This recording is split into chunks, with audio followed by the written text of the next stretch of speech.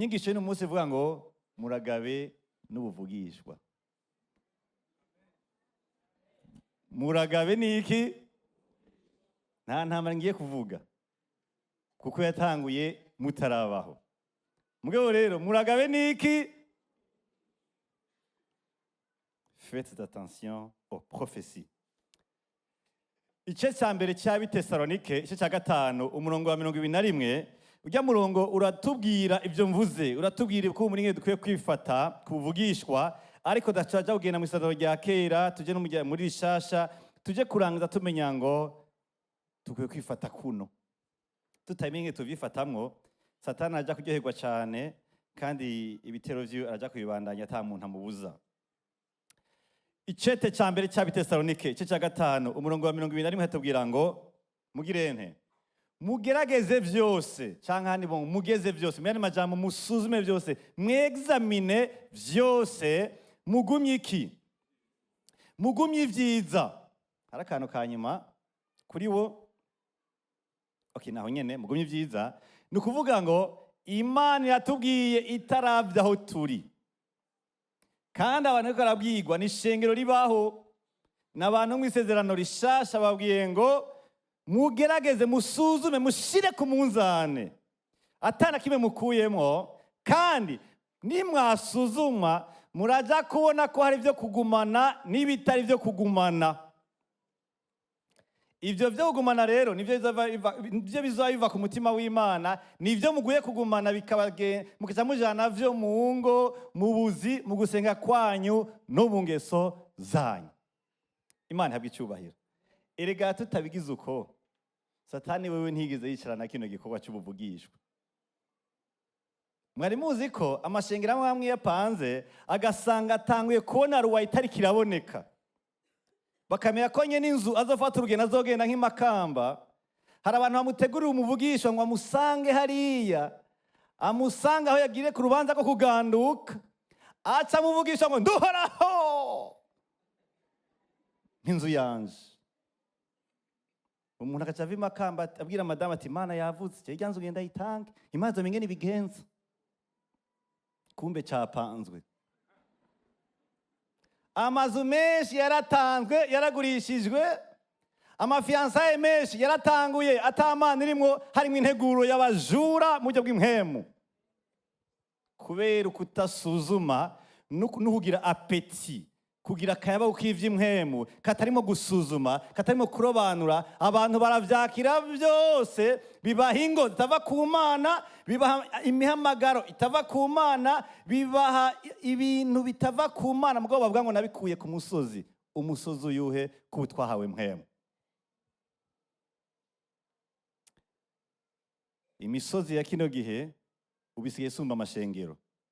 Hari ahantu munsi y'igiti abantu basigaye bagenda, uharongoye ntawe tuzi, na leta ntimuzi, gusa ikihavugiwe kiza umenga ni Yesu bihuriye. Muragabe niki? N'Ubuvugishwa. Muramaze kubona iyo hari ikintu abanyepolitike batariko barahurizako, dutangura kuvyumvira he? Kwi radio. Kubuvugishwa buca ku mateleviziyo yafondewe canke yashiho ku telefone gusa, atanu urupapuro na rumwe rurayemeza. Iyo ugomba gukubita hasi ishengero neza na neza uca mu Buvugishwa. Iyo ugomba gusambura urugo ubona gubatse neza uca mu Buvugishwa. Ntibinagoye, uragenda nyene umenga wigize umusazi, ukacubwira umugabo yuko ujya mwana wa gatatu atari gwiwe mu izina rya Yesu. Ubutanguye intambara itazofirangiye, ubwo rugo ruheze. Muragabe n'Ubuvugishwa. Kubera kutasuzuma, kubera kwakira vyose, abantu bisanze bafise ikane yuzuye ubuvugishwa, mugabo buriko burateranya n'abantu, buriko burateranya n'abakoresha mu buzi, buriko burateranya n'ingo n'abarongoye mu mashengero, mugabo bazi ngo Imana yavuze ko mene Satani yavuze.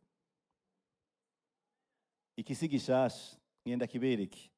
Kimwe mu bigwanisho ruho nyangana mu byo b'impemu camye gisenyura abakozi b'Imana n'abavugishwa nayo ubwayo cyari ikintu cyitwa ubuvugishwa. Mugabo kubera kije tuza tugisanga hano, ntituzi ko ari ikigwanisho cy'umugwanizi gikomeye cyane. Ariko ngomba ndacambura impuzu mu izina rya Yesu. Ngomba tugikubite hasi, tusigarane bizima mu izina rya Yesu Kristo. Kirazira ko abana bahawe mpemu, bahabwa n'ijambo, bashobora kugenda mu buzimire cyane, bahawe ubucuti n'abera, bagahabwa amaseri, bagahabwa abarongozi, bagasigara bagenda mu kuzimira cyane kubera kutarobanura. Imana idufashe cyane. Umuvugishwa, ubu ni umuvugishwa iyo ari ukuri, Bibiliya imwita ngo sero message, sero porte parole. Ni umuvugizi w'Imana, ni umuntu yuguriye akanwa kiwe, Imana ibigira iganire n'ihanga, Imana ibigira iganire n'ishengero, Imana igira ibivuge, abantu bagira ati turiteze ikija kuva ku mutima w'Imana kuko yarabishiriweho, ni umwizigigwa. Reka twumvire icyo atubwira kuko twaramushikirijwe, ni umuvugishwa w'Imana. Isezerano rya kera abantu babayeho mu isezerano rya kera bafite igitabo cy'ibyagezwe, mugabo Imana yami bahagurukiriza abavugishwa impande y'ibyagezwe kugira ngo ibitari mu byagezwe bayimenyeshwe n'umuvugishwa. Wasanga rero iby'ingeso, ibyo tubuzwa, ibyo dutuma gukora, ibyagezwe byarabivuga. Mugabo kandi hageze ko umurongozi w'igihugu kanaka cyangwa umurongozi w'ahantu kanaka yumva hari icyo yokora, akarondera kurondera icyo Imana ivuga ko, yari yemerewe kugenda kubaza umuvugisha ati uhoraho ubona nyemera gukora kino. Iyo umvugishwa ari uwashikirijwe, mu yandi majambo ari mu rwego Imana yamuhaye, mu muhamagaro Imana yamuhaye, icyo yavuga cyaba ari cyo kuko n'Imana yavugira muri we, hama bacamenye icyo Imana ivuze, bagacamenye icyo bashyira mu ngiro. Imana ihabwa icyubahiro. Mugabo rero murazi ko Satani ngo ashengerana n'abera, igihe cyose hari ikintu cyiza Imana ishyizeho, Satani yamaca arondera gushyiraho ikindi. Hari n'uba urambye igisagara cya Bujumbura asanga ishengero n'akabari byama bibana. Murabibona none? Si ijana ku ijana, mugabo ahantu hari ishengero usanga impande hari iki? Ko mudasenga, abamusenga ntibibane. Cyari ikoresho cy'Imana, aho Imana igomba ko abantu bihana, yabatuma ko Yeremiya, ikabatuma ko Yesaya, ikabatuma ko Ezekiyeli, bagati Imana yababajwe nuko turiko turagendera mu bigwamana bitandukanye naho turi hanga ryatoranijwe. Abantu barihana, baramiye ko Imana ikirashima cyangwa Imana itari kirashima, cyangwa Imana hari imigambi igomba kuzokora ku ihanga, bakayimenya bimenyeshejwe n'umuvugishwa. Ni ikoresho cy'Imana, naho Satani yaciye agenda kugikoresha aciye mu kutamenya kw'abantu. Si kibi iyo bikoreshejwe neza. Cyo Bibiliya yatubwiye ngo ntimukazimye mwemwe, ntimufate kumenga ntibibaho. Birabaho dans une certaine mesure, birabaho mu ruhande rwavyo, ariko hari aho bidakwiye kwemerwa, cyane cyane iyo byasuzumwe tuba tubibona, tukabona nk'iyo tubisuzuma.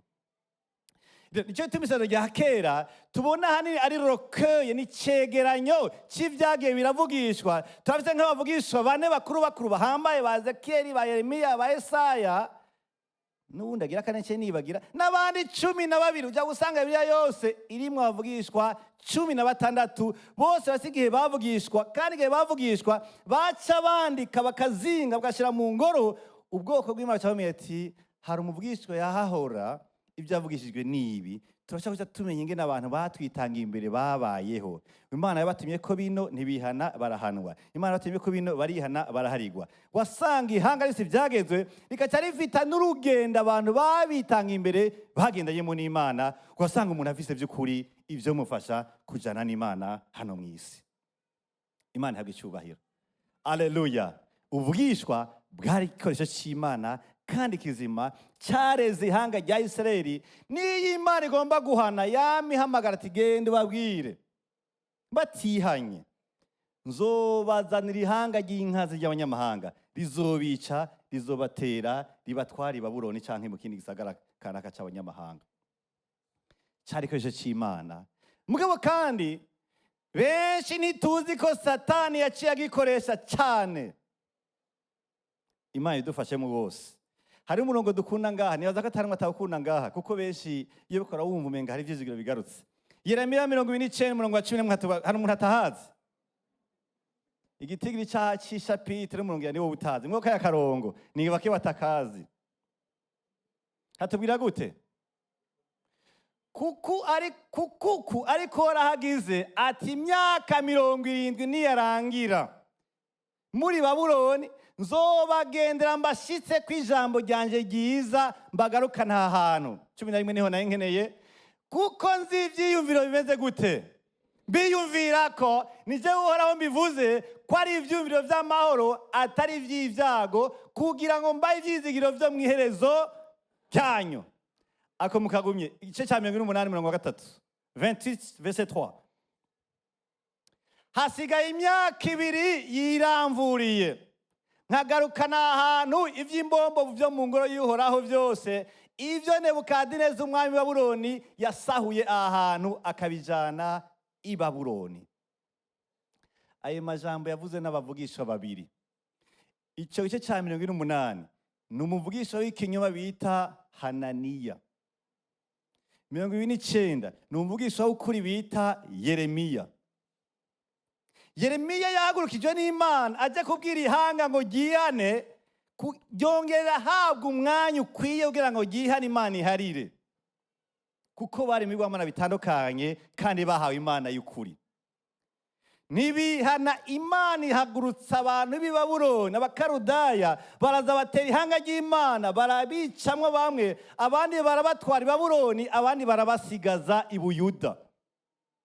Abagiye rero bagumana ibizigizigi kirumvikana bagumana ibizigizigi ngo nukuri rya myaka 70 ntawe none hagi Imana yovyemera. Satana cayikora ku mukozi wiwe Hananiya acaza mu ngoro y'uhoraho acavuga ngo hasigaye imyaka 2. Ariko niho bari bakigenda. Yarondera iki Hananiya tumwe na Satani? Yarondera ko abantu b'Imana bazazanigwa kugira ngo bace babura inyifato nziza bo kwifatamwe bari Babuloni. Ugiye kuraba ujya murongo w'10 kumanuka wera ku murongo wa mbere Imana ibwira Yeremiya ngo babwire barongore, bambwire bakamazu, babwire barime kuko igihe cyo gutaha ntikirahera, igihe hano cyabo ntikiragera no ku gice cyacu. Nico gituma abo twokwita les victimes de la fausse prophétie, abahuye n'ikiza cy'ubuvugisha bupfuye, Satani yabanje kubaha muri bo ukuzazanirwa mu buzima. Ndahantu umuntu yuva umenga ntatekaniwe muri nosi, yuva umenga ibintu byose byerekeye kazakiwe Imana yo bimubwira. Yuva umenga Imana yongera ryarazorongogwa, ryazoronka akazi ka mbere, ryarazokubaka inzu, ryarazovyara, yasanga nta makuru biri bivuga ati numva nkene ico kintu. Satani nawe arasoma ibiri mu mishaha yacu. Amaze kubisoma nkuko Hananiya yahagurukije kuza mu ngoro y'uhoraje kubesha, ni kuvugisha muhura ukorera akaba yakubonye kuko akoresha n'impemu mbi. Arakubwira ibintu vy'iwawe kubera ivyo vy'iwawe usanzwe ubizi ucumenga avuze vyo. Uti ni Imana. Je nta muntu sinkunda kuvuga ibintu vy'iwanje n'ukuri. Jewe sinkunda kuvuga ibintu vy'iwanje mugabo nagiye ewe yabimbwiye vyose. Impemu y'indagu irabaho. Impemu y'indagu ni ubushobozi bubi bunyengetera mu bantu bataramenya Imana, bakubonye bakamenya na telefone yawe atawe babwiye. Iyo si impemu yera, ubwo bushobozi Satani yarabuhawe. Iyo umuntu azazaniwe aba ari umuntu ari fragile, aba ari umuntu ahuha. Satana mutozigera mbaye wa wundi amutora vyoroshe agaca muzana uvugisha bupfuye agaca kuzazanirwa. Aba bantu basabwa ngo genda i Babuloni uko narabahanyije uhoraho nabana igihano cy'imyaka 70. Mugo naho Imana iguhanye ntibisubira ngo ntakikironderako, genda mwifate neza mu gihugu murungitswemwo, genda mwubaka amazu muzobamwo, murime, abahungu banyu barongore, abakobwa banyu barongogwe, ariko Ananiya kugira bazazanire acabaha imyaka 2 atari Imana imvugishije, ari Satani amuvugishije. Nico gituma umuvugisha n'umwerekwa nuko azi ivy'iwawe. Umuvugishwa umwerekwa nuko ivyo avuze bihwanye n'ijambo ry'Imana. Kubimenya birasanzwe. Hari n'abantu bakoresha bimwe bita pronostic, ni pronostic, sinzi ko ari pronostic. Erega ngaha adashobora kuronka ibintu muhuriyeko. None amasengero y'abagabo ntiyera. Nka 90% y'amasengero ibitambara munsi y'amashati ntizera. Aha none ati wa mugabo we ndakubona ni sengera yawe yera. Uharavuze zana iyo modoka zana nashavuye. Mwese ko bakabaye muzana imiduga ya ngaha no burabashira ama contact. None amasengero y'abagabo ntiyera situbizi. Harera. Biroroshe guhenda bakizwa iyo atari abantu barobanura. Yeremiya yatanguye kuvugishwa impande ya Ananiya. Barumva neza ko Imana ikirategura igihano cy'imyaka 70. Ananiya aza mu nyuma avuga imyaka 2 batangura kuzazanirwa. Kandi kari kabaye. Jewe burya kera nahora ndaguza. À 12, 13, 14 nagusohokera minuit na Nouveau Testament na cartouche urusozo rw'inkoho ngo amadayimu ntantere ngiye kurondera umupfumu. Ivyo nayibaye mugenda bikuriyemo. Kuraguza byari bisaga guhamagara umupfumu bakambwira byekeye ivyejo byose nta kibazo byari binteye. Kandi nasohoka minu hagenda ha 5 km. Ariko rero undi muntu w'umuryango twaratujana jewe ndakizwa we ntiyabiheba. Burya agiye ku mupfumu amubwira ngo iwanyu hagiye kuba mariage izo. Umwe araduze uwundi aramanutse. Bacha yaravuze none. Umudamu namukuye ingozi jewe uwundi yamukuye ibururi. None sefu na ruguru. Mugabo umupfumu yarabimenye atani ikintu na kimwe ndigira mvuga. Nico gituma umuntu amenye ivyawe siwe muntu w'ukuri. Kubimenya arashobora kubihitishamo akabigwako, kubimenya arashobora kubihabwa ari mpemu bimukoreramwo. I Makedonia ntihari umukobwa w'indagu. Umwe yakira Paulo n'abandi bari kumwe. Ataba abantu inzira yabitumbera ku Mana. Ngo yaratungishije isagara cyose kubera indagu ziwe. Isagara kiri mwiki, kirimo abanyepolitike n'abadandaza. Ntihari mu bugiriki. Kubera ivyo yavuga byagenda biyahurirana yari yaramaze inoti z'abanyepolitike n'iz'abadandaza. Kubera indagu yiwe. Mugabo kubagenda imbere yagomba ngo baza bavuga ubutumwa bwiza ntibamumenye, impemu ntibayirukane, bavuga ubutumwa bwiza basubira iwabo, umupfumu abananya akora n'ishengero ribandanye rikora. Urumva ingene twinjiranywe na Satani akaza yitiza ivya mpemu. Mugabo kabuzi ngo ni impemu kumbe siwe. C'est une copie. Yarabyitije. Nico gituma bene data mu buzima bw'ishengero, mu buzima bw'ingo, mu buzima bw'umuntu wese ugiti ciwe ateza kubaza ngo hariho uburyo notegwamwo naravye neza Satani akabandose ni domene y'ubuvugishwa. Twe twaratewe ngaha barazizanye ndibuka pia mbwiye ati urabe neza mu bantu mugendana hari ntazokwica ati none je singira na Krenayeme ati uraheze none ngiye kubwanura kabisa. Byama byabaye. Ubuvugishwa ni ikintu kibaho ku Mana kikabona kwa Satani. Tutiteguye kwama dutekanya hamwe n'Imana. Tukemera ko Satani azana uruhagara tukagwemera. Hari ahantu umuntu agera hanazazanirwa kubera ibibazo tugenda turacamwo mu buzima bw'ubushomeri bw'ubukene n'iby'imigendere n'ibya politike n'ibindi. Umuntu akazazanirwa cyane akumenga Imana yomuzanira kazoza ikakamwandikira kose imbere yiwe. Na Imana kubera itaruhagara rifise ntigendera avuga byose. Hagitavuze ukwiye guca usenga ugahumiza hamwe ukajya mugasinzira n'ukurota karota. Iki Imana itavuze ntitugenda kwifata mu izosi. Kuko yabonye ko twobanza kubeshwaho n'ivyo yamaze kuvuga. abantu batekaniye mu gisagara baranesha ubuvugishwa. Abantu batekaniye mu maserire baranesha ubuvugishwa. Abantu batekaniye mu ijambo no gusenga baranesha ubuvugishwa. Mbw'abantu menga umugambi wabo wose wo kwisi wakiye ku kazi, kuri mariage, kukuvyara, kukuja hanze kuri visa, abo bantu Satani azobatoza intoki. Azobatoza intoki.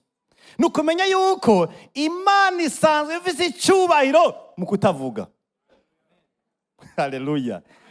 Birayiryohera itavuze, bikanayiryohera kandi ivuze. Ariko niyihitamwo ivyo ivuga. Niyihitamwo ivyo ivuga. Kandi bigitavuze nuko umwanya urimwo utabikeneye. Uri kurirengagiza ivyo wahawe, ugomba ivyakure.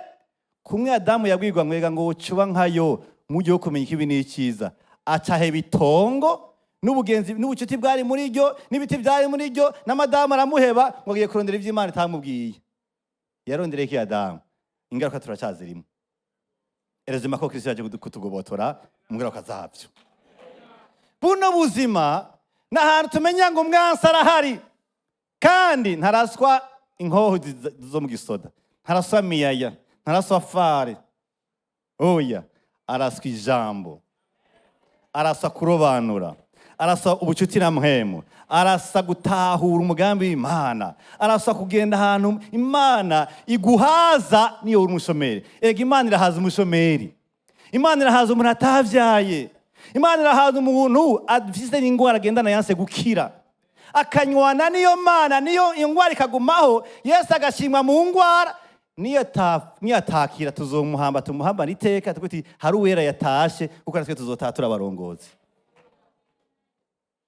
Imana habwa icubahiro. Haleluya. Kino gikorwa rero Imana yama igikosoza ihanga, mbwo Satani yamacononesha ihanga. Yeremiya rero aja kuza kwihanga, ryamaze ahantu riri muri kuzazanirwa, rikora bico ryokora i Babuloni. Aterega umviriza, ni murime. Murime na ya myimbati imara imyaka 24 mois. Mutekane, mwubaka amazu, abadamu, abana mubashingire, barongogwe, kuko imyaka 70 ni myinshi. N'umutama yoba yavutse cagihe mwagenda, muzogera kuvayo ngira ngo afise imvi 70 ni myinshi. Imana habwa icubahiro. Ati naho ngomba ko mugumaho, ivyiyumviro rero mbiyumvirako ni ivy'amahoro, ngomba ko ivyizigiro vya kazoza ntimukwiye kuzazanirwa kubera igihano uhoraho ntiyahindutse. Ariko niyo mwagenda ku majambo aryohera ugutwi yo kwa Ananiya, ngo nuko yavugiye ngo ahera, mwava mugenda mukwirikira umugambi utariwo. Ugiye gusoma iyo nkuru, bamwe ntibubashe iki Yeremiya Imana yamubwishije, baca bahitamo kugenda muri Egiputa. Uwari yateye avi Karudayi Babuloni abasangayo aranabica kubera kutumvira ubuvugishwa bw'ukuri bw'Imana. Ngo kandi babitewe na Satani no kurobanura kwiwe no kuvuga ibintu by'ibinyoma. Imana idufashe cyane. Haleluya. Haleluya. Mu gitabo ca mbere c'Imigani igice ca 13 baratubwira ingene Yoshafati yagiye kuraba uwitwa Ahabu, bose batwara ubwami. Murazi ko hageze igihe kuri Salomo, kora ko Salomo yagize abagore 1000. Ngira munabimubizi. Mbega hagiye araharitse. Sinzi ko ari guharika kuko abaharika ni 2 3. Salomo yagize 1000. 1000 femmes, abadamu 1000. Salomo yari yarahawe ubwenge n'Imana, arabusa Imana iramumuha, ararongora, arakora ibintu byiza. Mugabe ikosa yakoze, yihaye imana z'abagore biwe, acabubakira ibicaniro. Imana avuga ati ibyo wakoze birahagije, ngiye gufata ubwami bwawe ndabugaramwo kubiri. Rero Yoshafati yatwara agace kepfo, ahantu hari hatumbere witwa Benjamin n'uwitwa Yuda. Ariko Ahabu yatwawe ahantu ruguru hasigaye imiryango 10. Muyandi majambo ni ya miryango 12 igayemo kubiri, haba bepfo bagize imiryango 2, Benjamin na Yuda, n'abaruguru bagize na 10 basigaye. Yoshafati agenda kuraba rero utwara ruguru, baraganira. Ariko waruguru ngo ati none gasha, burya hari intara abasiriya badutwaye. Iyo ntara abasiriya badutwaye, ubona wonyemerera tugahuza ibisoda, tukagenda gutera bajya abasiriya hama nyine ngira turi hamwe twogwana kandi ngira twobanesha. Ati nukuri gendo wawe turi kumwe, igisoda canye ndazana uzana icawe dutere tuzohanesha. Ariko kubera abepfo Benjamin hamwe na Yuda imiryango y'abakomokako bitwa kumenga bo bafise imana y'ukuri, uwatwarira ruguru witwa umwami Ahabu acatuma ko bavugishwa b'ibinyoma 400. Ariko utwara epfo ariwe Yehoshafati atuma ko uwundi yitwa Mikaya. Abamwe 100 b'ibinyoma bamubwira bati nukuri urahari kumwe nawe, wewe tera gusa vraiment. Bajya abantu uzobajya bwa mutsima biroroshe, bajya ntibizona kugora vraiment. Abantu 400 barumvikana neza ko boshikira umwami ko atera Isiriya mwagarure intara yitwa Ramadi Gileyadi. Inkuru iri mu gitabo cya mbere cy'abami cya 13. Ariko wa wundi azi Imana yo Yehoshafati avuga ati none kumenga nanjye nenkene undi muntu aza kuvuga yitwa Mikaya. Mikaya acaramubwira ati reka ntume ko nanjye Mikaya numva icambarira. Ariko wa mwami Ahabu ati yo ndakwingize ntunzanire Mikaya. Mikaya ntigera avuga icyo cyiza kuri jewe. Ujya ari igikashi ntuzane we, ntuzane. Ati pfa kumuzana ntaco. Amuzanye acavuga icyumviro gitandukanye n'icyababandi 400 b'ibinyoma. Wa mwami ati mushire kwa maboko mufata mumutwara ahantu mumugaurire intica ntikize. Ako murakumva intica ntikize murakumva tukiyiko ntuhaga uri hagati na hagati misanzu. Baca bagenda ku rugamba bayobowe n'ivyavuze n'abavugisha b'ibinyoma 400 birengagije kuvugishwa kuri umuntu umwe bita Mikaya. Umwami w'Abasiriya navuga ati mviriza mwege na mutonde urugamba gusa ntimwonona amasoro, ntimurwane cyane gusa mu ndondero ujya mwami aba ariwe murasa wenyene. Babanza kubona Yehoshafati babanza akaryo ati ega niwe usiwe, baca barareka. Bacabona Ahabu bacamutora puf, mwama barapfuye kubera kutumvira Imana y'ukuri kandi hangagiye ari Imana yatoranije. Abantu benshi murongo bama bafashinga bafatiye kuvugishwa batazi ngene bwafonzwe, batazi ngene bwafatiwe ko. Abantu benshi bama bafashe ibintu babona ko by'ukuri jambo ry'Imana ridashigikiye umutife ngo umuvugishwa yavuze. Hari imihamagaro yagiye iravuka ivuye mu buvugishwa. Hari abantu birukanye abagore kubera ubuvugishwa ngo suwisezerano. Suwisezerano. Mumaze imyaka 33 mwubatse.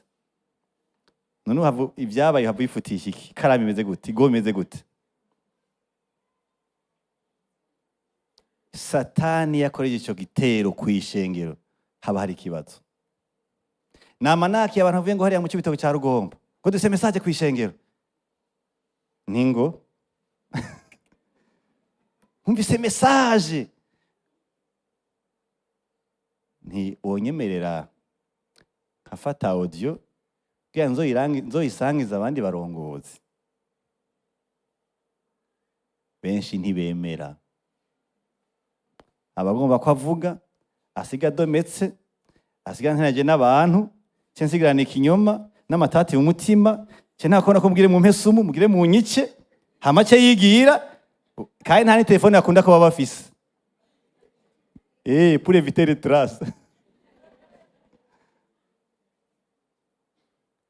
Nabi kongo mpora bakira ngo bafise message.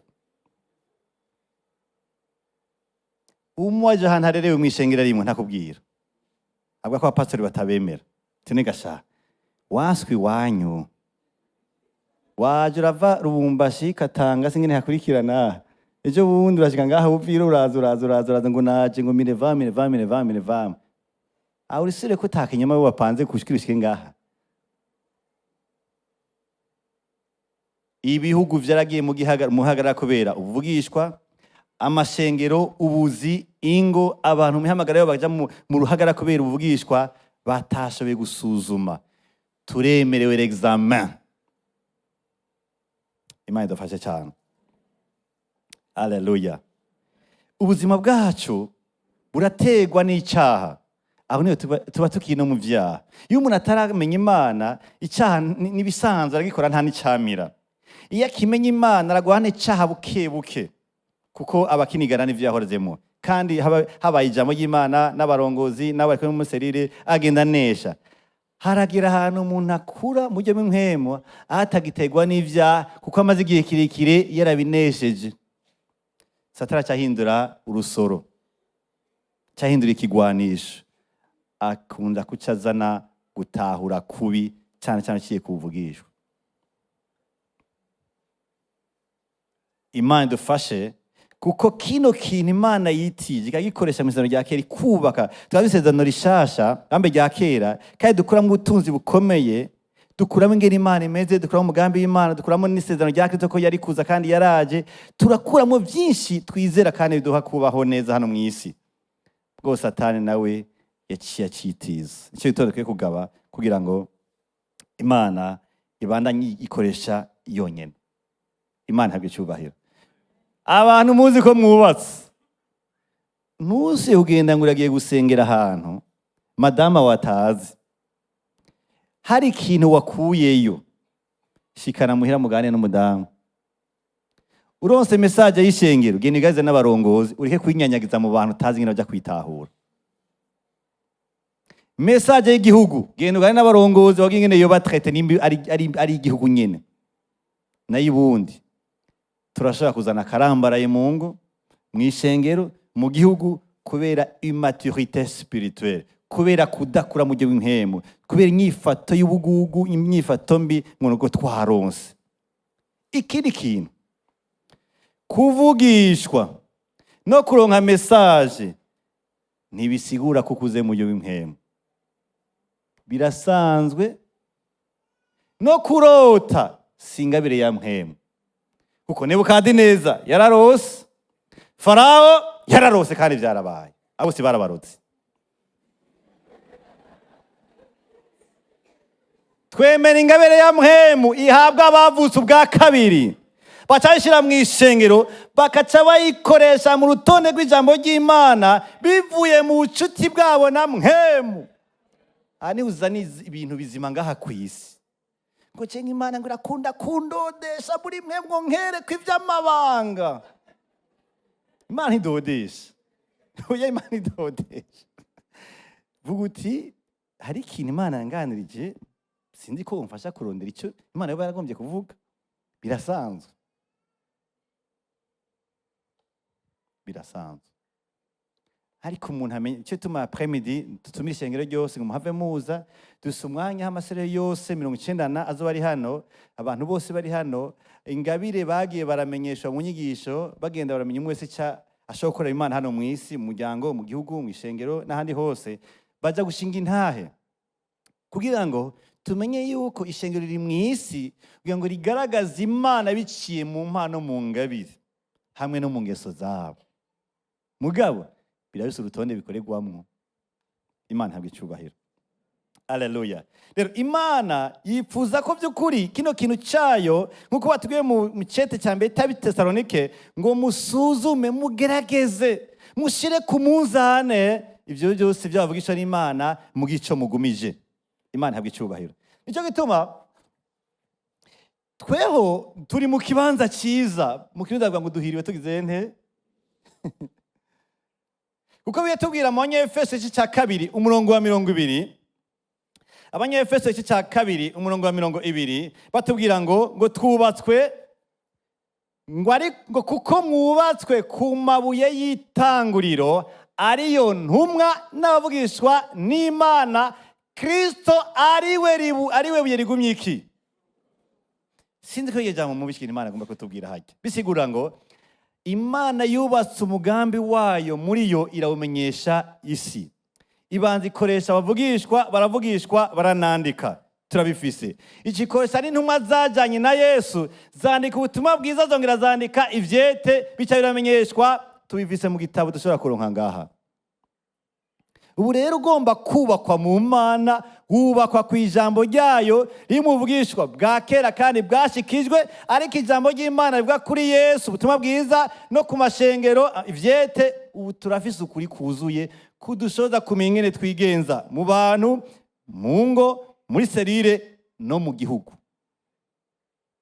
Ubu rero sinkeneye umuntu agomba kuza kumbwira ivyanje kuko byinshi ndabizi. Ariko Imana niyagomba kugira ikintu cyitwa uburongozi kuri jewe, igomba ko hari icyo nkora, izondonka kuko bavugishwa baracabaho. Barabaho mugabo batabaye ishengero bandanye ribaho. Kuko turafise ijambo ry'Imana. Si ibyo gusa, turafise na mpwemu w'Imana, wa mpwemu yahora kubavugishwa akagendera kuri bo akavuga ivyekeye kazoza n'icyo Imana ishaka. Uwo mpwemu ari muri twebwe, arashobora kutuganiriza tukamenya ngo ni ukuri madamu namurenganije, nteza kumusaba ikigongwe. None bisaba ko muvugisha abanza kuza sa kugira usabe igongwe ukene muvugishwa oya. Kuri ugende kuri amara y'umuntu ukene muvugishwa oya. Kugira wihane ukene muvugishwa oya. Iyo ryari isezerano rya kera, Imana yaseruye ishavu ikanarindira abantu imyaka nka 30. Yeremiya akabwishora imyaka 30, mwihane mwaramvuye ko mwarangunze. Imana ikarindira ntibihane, igihe cyo guhana igashika, Imana ikemera kwihano kiba. Ariko muri kino gihe ya majambo yerekana ingene Imana ikunda kwihana twarayandikiwe. Ya majambo yerekana ingene Yesu yabayeho mu buzima bwo guhuza n'abantu, bwo gukora iciza, bwo kwigisha, twarayaronse. Ya majambo intumwa zatoranjwe n'Imana zandikira ivyete amashengero, ziyakomeza, ziyahanura, twarabironse. Turafise ijambo hamwe na mpwemu bidushoboza kubaho neza hano mu isi, n'ata muntu uba yavuze, kuko vyinshi vyaramaze kuvugishwa kandi vyaramaze kwandikwa. Imana ihabwe icyubahiro. Haleluya. Nico gituma Pawulo aributsa ishengero ry'Efeso yuko bubatswe ku vyavugishwa n'abavugishwa, vyubatswe kandi no ku vyakozwe n'intumwa, kugira ngo by'ukuri ubuzima bwabo bamenye ngo hari ahantu bushingiye. Ico gituma bene data, iyo umuntu atandukanye n'ijambo ry'Imana, mu gutandukana naryo ni kutarisoma, kutariha ikibanza, kutaryigako, kudafata umwanya wo kurisoma no kuganira n'abantu, abavuze ngo ngomba kubaho ndya kandi nywa. Ibyo nibyo umuntu ashaka gukora, cyangwa Imana ritarimo. Mugo niba ugomba kubaka urugo rwawe neza, ugomba kurongora serire neza, ugomba kumenya ingene ukora akazi neza, ugomba kumenya ingene wigenza mu kunesha icyaha, urakeneye ijambo ry'Imana. Ibidakeneye ijambo ry'Imana ni guhekenya, ni kumira, ni kununuza, ni kuraba, ni kugenda. Ariko ivyekeye ivy'umutima harakenewe ijambo ry'Imana. Ubuzima bwacu rero dukwiye kuba vigilant. Iyo ijambo ry'Imana ryaronse ikibanza muri jewe, nkacangira ubucuti bwa mpwemu w'Imana, kwa kuzazanirwa Satani yahora akoresha mu isezerano rya kera ntikuba kukije muri jewe, kuko ivyo ntazi ndanezerwa ko ntabizi. Ijambo ry'Imana ryaranteguye rivuga ngo ni icyubahiro cy'Imana kunyegeza ibintu. Ego ngo mugabo ngo nuhizi bw'abantu kubivumbura. Imigani menga 25. Kubivumbura nuko umuntu agenda mu ijambo ry'Imana agasoma, akiga, agatahura. Uko atahura amenye icyo Imana ivuga, abavumbuye. Kubera iki ntivyanditse naho ubona biri mu Kirundi, ururimi byatangwemwo ni Giheburayo hamwe higiriki, bija gushikira iwacu imeze nk'ibifobetse, cyo tuba dukwiye kubirondera tukabiganirako mu maserire ahantu atandukanye abera bakoraniye. Imana habe icyubahiro. Haleluya. Je kibazo meze ngiki rero. None kuba tubwira ngo dusuzumisha iki? Kuko mu bisanzwe iyo bahaye umucamanza urubanza, baba bibaza yuko ibitabo mpanavyaha abizi yarabize mu ishure ndetse arabize nk'impande yo kugira ngo agende ariyibutsa. Niyo gucirwa navuga ngo twisunze ntimurarucirwa mwe akarongoka izerevera ararushijwe kandi amagarama niwe yatanga gusa n'amajana 2 baba bafise ahantu bagutsindiye. Ni gute tuzoshaka kuvuga ati wamuvugishwa ibi bintu uvuze mbona umenga sivyo? Icambere mbona umenga biratandukanye na Kristo. Umutima wa Kristo uratandukanye n'ivyo mbariye nja gukora, kuko nataye umutima wa Kristo Yesu. Mu bisanzwe umbwiye ngo uragaba barakwanka, uba ugomba ko nkora iki? Urambwiye uragiye ngo uragaba baragira hante, ubu mbwiye iki? Umpaye uruhagarara kuko baranyanka, sinzi abaribo, sinzi ko dusangiye abo tubana mu rupangu, abo kwishengero, abiwacu, atukuye muri bisi, sinzi ko ari urundi bwose, sinzi ko ari EAC, sinzi ko ari Afrika, ntaco numva nkuyemwo, umpaye uruhagarara. Izo nizo message abantu baronka. Hari n'ababwirwa ngo usenge cyane Satani yahagurutse. Yaryamye ryari? Yaryamye ryari?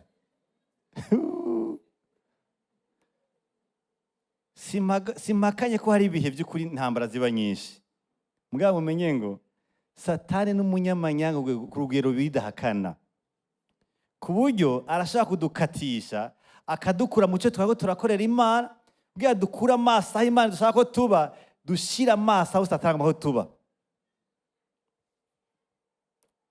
Tuza kugira inge dusuzuma ibintu. Iceti cyambere cy'Abikorinto cya 14 umurongo wa 3 uratubwira ibintu bitatu bikomeye cyane usuzumira mwuvugishwa. Ya ntiduseye kugurisha amazu yacu, n'itabagore bacu ngo naka yavuze. Ariko uvugishwa n'Imana abarira abantu ivyo kubakomeza n'ivyo kubahanura n'ivyo kubirura. Ibintu bitatu: kubakomeza cyangwa gutera intege, guhanura kubwira ingingo umuntu yofata, kwirura kumara umubabaro. Ngaya marura 3 turabira mu vugishwa bw'isezerano rishasha. Kumbwira ko banyanka ndabwo ati byibuze bisanzwe biri muri wewe, sivyi wanje. Ndabizi ko tamuntu umwe kwisa kundwa na bose, ntabaho umuntu. Ndetse batubwira ngo niyo ugombye gukundwa biba bigoranye, bica bigenda nabi. Ariko ndaza kurondera kumenya iryo jambo mbariye nk'umuvugishwa. Kusanze muri bus, dure muri aeroport, unsanze ahantu kanaka niko nasengera cyangwa nicaye, cyane niriye bus, urambariye mbanza kurondera kumenya anteye intege. Iryo jambo rije kuntera kumara umwabaro ndiko ndacamwo. Yoba ari impanuye. L'édification, la consolation ou l'exhortation. Gutegwa intege, gukomezwa canke kwirugwa kwa marubabaro cyangwa kugabaneza umubabaro canke guhanurwa. Iyo aba bantu bazo umurongo ntibaba bari mu bintu biraho. Iyo abantu bazo ujya murongo bakawurondera kumenya by'ukuri ikintu kiri muri wo, ntibaba bajya kurondera ubuvugishwa. Ko ndiko ndarondera umuvugishwa, ndondera kimwe muri ibyo bitatu, cyendondera ibindi. Urazi benshi cyo barondera, agomba kurondera kumenya ngo urugero banza ko azorutsinda, kujya mukobwa azomwemera, kujya visa izoboneka. Arondera ibintu bitagengawe, bigenga Imana. Kuko Imana hari ibintu igumana ku bicuro cyayo, kugira bandanye uca bugufi munsi y'ukuboko kwayo, bize gushikana ahantu ubwo uti narayizeye birangiye ndayishimye. Ntivuga menshi ariko numwizihirwa. Kubitavuze ntiyakirirengagiza gusenga kwanje. Kubitavuze suko itankunda yari kirandera. Aho niho umuntu atekanira. Imana habe icyubahiro. Haleluya. Ukazona umuntu akuzana ibintu bituma gutera ubwoba. ukazona umuntu akuzaniye ibintu byo kumushyira ku mufururizo agomba ko ukora mu maguru masha, umenye ko uwo muntu agira gutwara ahantu uhava urogereta, hava wicuza. Umuvugishwa gushize kujya musonga agomba kwica avuze ari we carondera kumenya n'ingene ugishira mu ngiro. Uyo muntu ugabe kuriwe.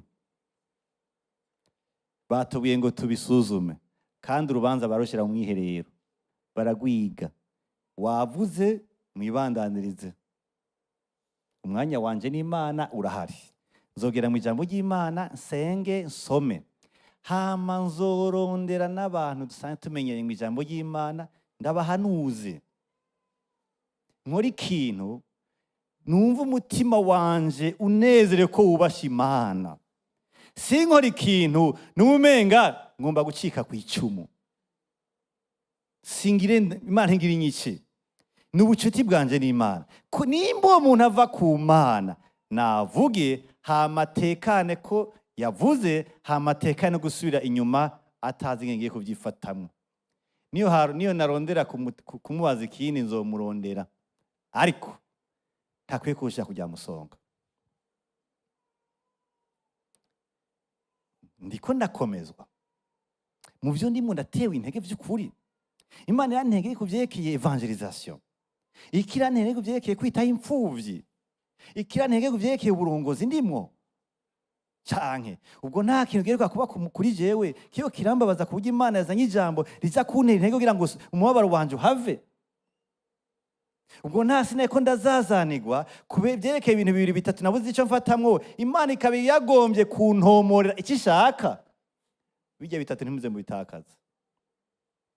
Hari abantu bazosigara bavuga bagati muraheza murangize nyakubahwa, numvise kumenga ibyo uzanye ntiva kuma.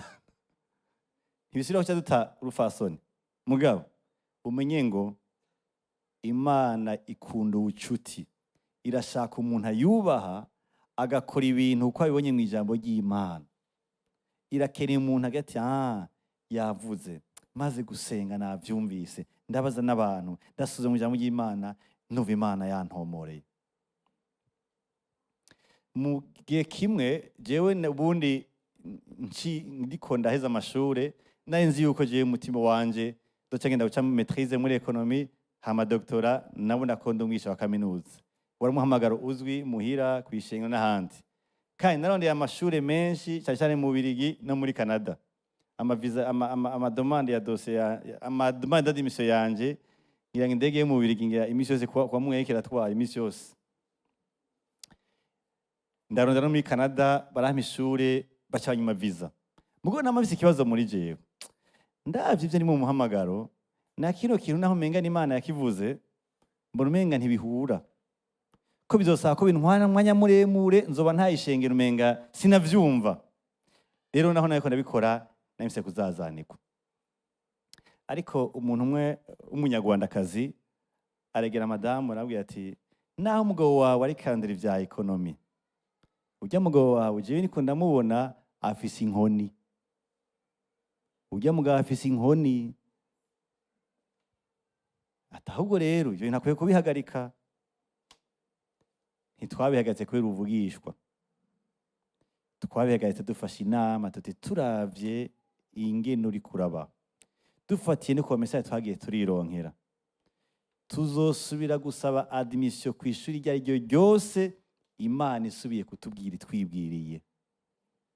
Nta n'umuntu numwe yaba eme yaba piyo yaba bishop yaba untore wese, nta numwe nigeze mbwira ivyo niko ndabamwo.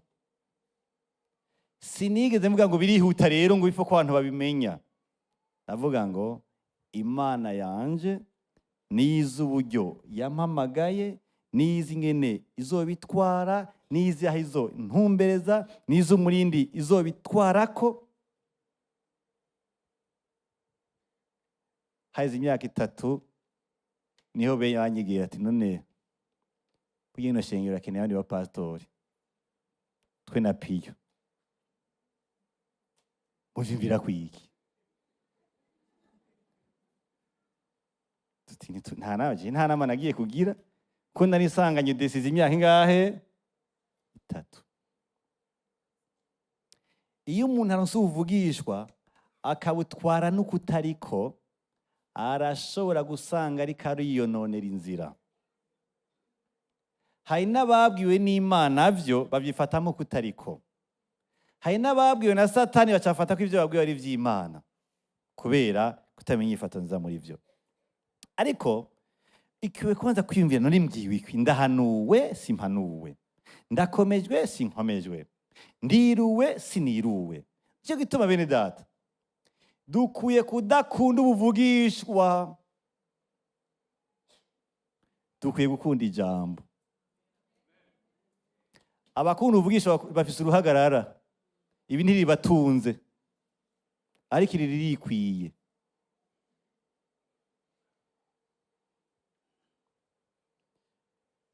Imana iravuga iciye ngaha, iravuga ikoresheje umuhemu wayo ari muri jewe, iravuga iciye mu kiganira muri selire. Iyo igombye guca hano yitwa mu buvugishwa, izovyihitiramo ingingo kuko ntiyimiwe. Ngo ninagira hano jewe ngo numva hari ikintu Imana yovuga, nuko wamaze kumenya n'icyo ushaka. Icyo nyene ushaka ntawe uzi ko ari Imana ikeneye nyene muri uno mwanya. Cyo tuba dukwiye gutekana munsi y'ijambo ry'Imana. Imana ihabwe icyubahiro. Haleluya. Muragabe kuvugishwa. Hariyo ubuzima, hariyo uburongozi mu buvugishwa, hariyo guterwa intege, hariyo gukomezwa, hariyo kwirugwa, ariko hariyo n'umuntu mubi atarigira yihana kandi atopfa yihanye bita Satani. Aravyitiza, agatabagura imitima y'abantu, agasambura ingo, agasambura amashengero, agasambura abantu mu buzi bwabo. Ugasanga umuntu muri we ariko agenda ukuntu bitari mu rutonde, ugasanga umuntu muri we abayeho nabi kubera ubuvugishwa, kandi yari yarahawe ijambo rikwiye kugira ngo rimufashe. Yesu abahezagire cyane gose. Murakoze.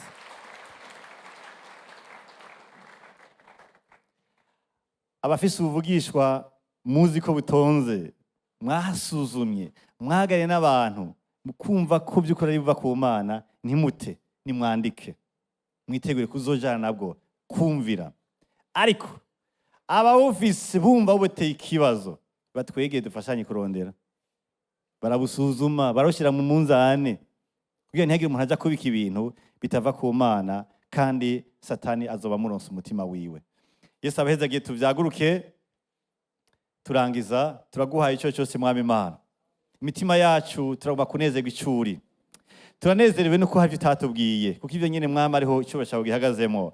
Turanezerewe kandi ko twitayeho muri kazoza kacu. Tugomba ngo wewe nk'Imana yacu ubananye guduhagisha ijambo ryawe Mwami. Mwemu watwuzure. Haleluya. Yuzure imitima yacu, yuzure ugushaka Mwami amarangamutima yacu.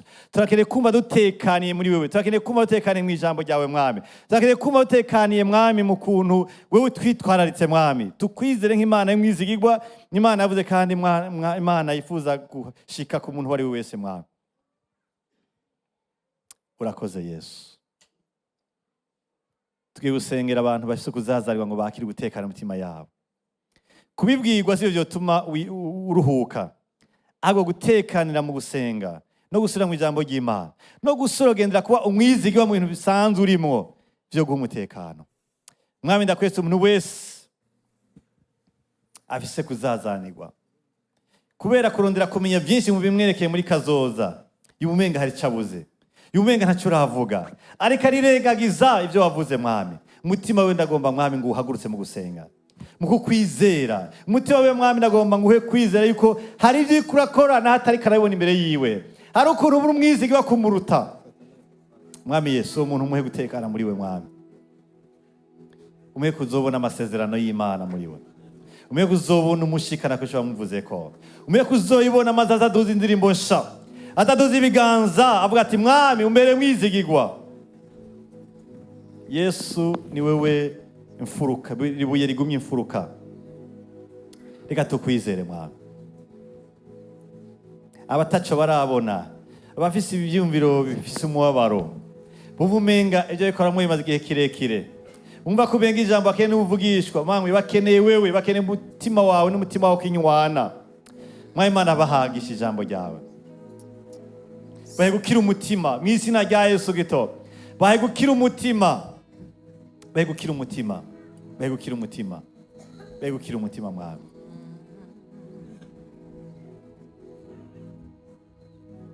Umuntu wese ari muri depression kubera ibihe, uri muri depression kubera ibihe, mu izina rya Yesu gito ikiganza cy'Imana kimukoreko, mpema mwirure mu izina rya Yesu gito, umuriro wa mpemu yera wirure. Aleluya, ijambo ry'Imana rimukoreko mu izina rya Yesu gito, amazaburi amukoreko, amatazirano amukoreko, indirimbo zimukoreko mu izina rya Yesu gito. Urakoze mwami, urakoze ku Imana yo kwizera ibihe byose mu izina rya Yesu.